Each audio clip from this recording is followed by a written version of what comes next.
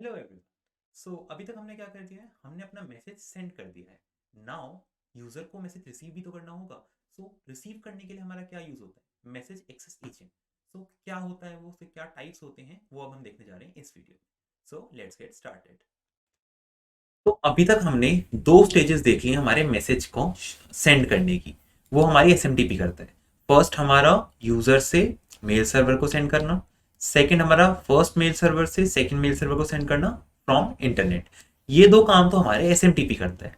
But अब हमारा जब मेल सर्वर पे मैसेज आ गया है, तो जो हमारा रिसीवर है वो पुल कैसे करेगा मैसेजेस को।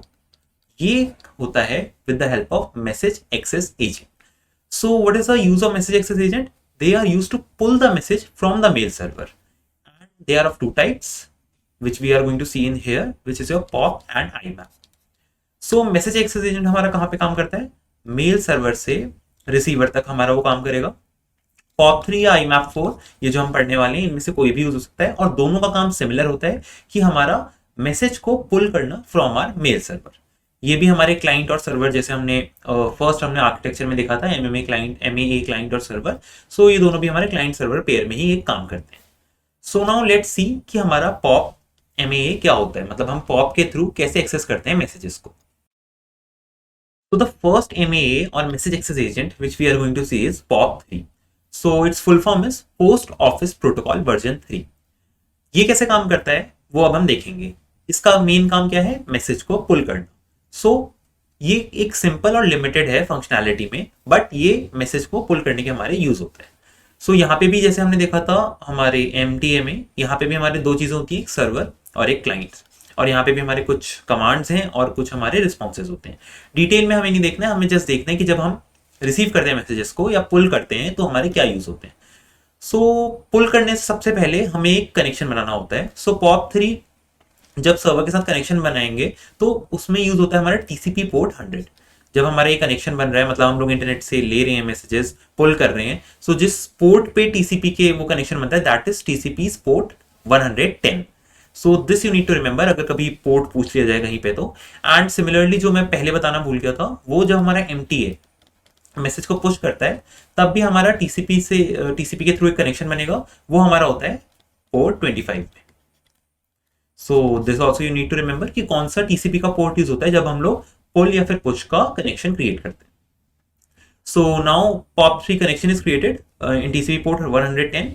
First thing which we need to do is we need to authenticate, because हमने मतलब हम जो रिसीवर हैं, अगर तो हमें सबसे पहले ऑथेंटिकेट करना पड़ेगा। हमें सबसे पहले लॉग इन करना पड़ता है अपने, जब हम लोग यूजर एजेंट, मतलब जो हमारा ऐप होता है, हम सबसे पहले क्या करते हैं, उसमें लॉग इन करते हैं।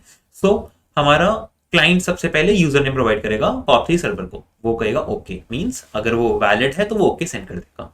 फिर पासवर्ड ओके। देन हमें क्या करना है, हमें मेल चेक करने हैं, तो हम एक कमांड भेजेंगे list. What this list will do, हमें वो सारे के सारे जो भी ईमेल्स हमारे पास हैं उनकी लिस्ट हमें सेंड कर देगा। Email number and their sizes, हमने वो बता दिया है कि कितने ईमेल है हमारे और उन ईमेल का साइज कितना है, ये हमें POP3 सर्वर ने बता दिया है। नाउ हम एक एक करके मैसेजेस को रिट्रीव करना स्टार्ट करेंगे। रिट्रीव 1 मींस फर्स्ट ईमेल अब हम रिट्रीव कर रहे हैं, रिट्रीव 2 एंड सो ऑन, कि हमें कौन सा ईमेल रिट्रीव करना है, ये हमारा ऐसे चलता रहेगा जब तक हम आखिरी ईमेल नहीं रिट्रीव कर लेते।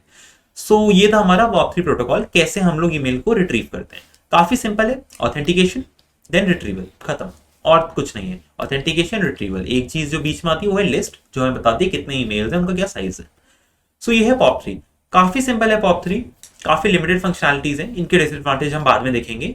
बट फर्स्ट हम देखते हैं इसके दो टाइप ऑफ मोड्स जो यूज होते हैं। First is our delete mode. Delete mode में क्या होता है कि POP3 जैसे ही हम किसी मैसेज को रिट्रीव कर रहे हैं, वो सर्वर से उसको डिलीट कर दे रहे हैं। Means now that message doesn't exist in server again. अगर हम 1 को वापस रिट्रीव करने जाएंगे तो वो नहीं मिलेगा हमें सर्वर में वापस। ये होता है हमारा डिलीट मोड में। ये कब यूज होता है, जब यूजर अपने ही कंप्यूटर में जनरली मैसेजेस खोल रहे हैं, तो वो सर्वर से अपने लोकल हार्ड ड्राइव में उन मैसेज को स्टोर कर सकता है, तो तब जनरली डिलीट मोड यूज होता है। And what is keep mode? Keep mode is obviously इसका रिवर्स, कि सर्वर से डिलीट नहीं होगा मैसेज। अगर हम लोग रिट्रीव कर रहे हैं मैसेजेस को, तो वो सर्वर में भी रहेंगे ही। अभी जब तक हम लोग उसको डिलीट नहीं करेंगे तब तक वो सर्वर में भी स्टोर होंगे। ये जनरली कब यूज होता है, जब जो रिसीवर है वो कहीं और पे अपना मीन्स मैसेज चेक कर रहा है, मीन्स अपने लोकल कंप्यूटर में वो नहीं चेक कर रहा है, तो वो नहीं चाहता कि सर्वर से डिलीट हो, तो तब कीप मोड में हमारा POP3 वर्क करेगा। सो ये थे हमारे दो मोड्स POP3 के। अब हम नेक्स्ट देखेंगे कि POP3 के क्या डिसएडवांटेजेस हैं और किस वजह से हमें दूसरा प्रोटोकॉल यूज करना पड़ा और POP3 हम क्यों नहीं यूज करते हैं। तो नाउ लेट्स डिस्कस कि हम IMAP4 पे क्यों आए। IMAP4 हमारा क्या है, internet mail access protocol version 4। क्यों हमने POP3 को नहीं यूज करा ज्यादा, क्या प्रॉब्लम थी POP3 के साथ। सो POP3 के क्या डिसएडवांटेजेस थे। फर्स्ट, हम अपने मेल्स को ऑर्गेनाइज नहीं कर सकते थे। मतलब अगर हमें सर्वर में, मेल सर्वर में अगर हम चाहें कि कोई मेल हम लोग पहले रखें या फिर फोल्डर्स बनाएं, सो वो सब चीजें हमारा POP3 प्रोवाइड नहीं करता है। सो मेल सर्वर हमारा एक मतलब स्टैटिक टाइप है, हम उसमें कुछ चेंज नहीं कर सकते, केवल डिलीट कर सकते हैं या फिर हम मैसेज को रिट्रीव कर सकते हैं। ना हम ऑर्गेनाइज कर सकते हैं, ना हम फोल्डर्स बना सकते हैं। सेकेंड, हमारा मेन एक और जो प्रॉब्लम थी वो है कि हम मेल को पार्शली चेक नहीं कर सकते थे। मतलब हम थोड़ा सा कंटेंट क्या है, हम मेल में कुछ और पहले सर्च नहीं कर सकते कि क्या है उस मेल में।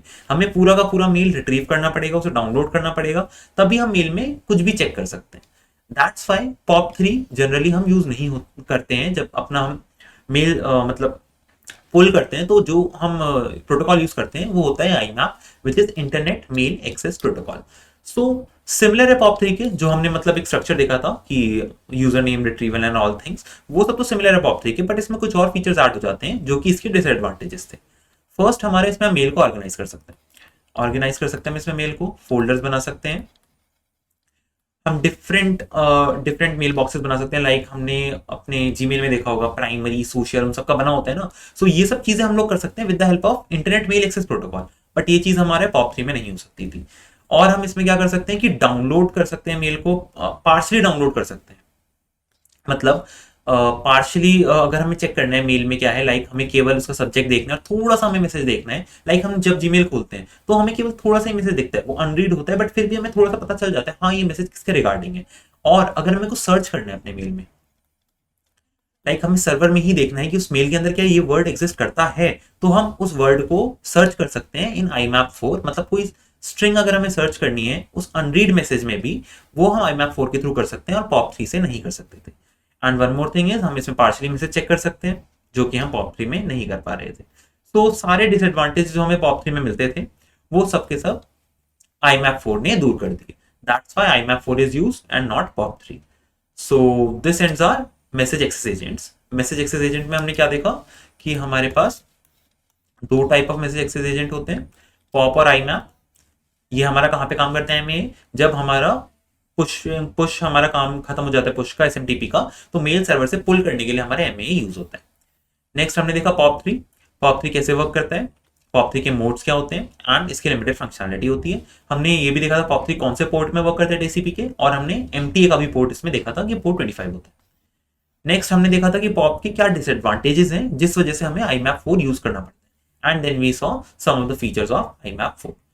सो this ends our message access agent. Thank you for watching.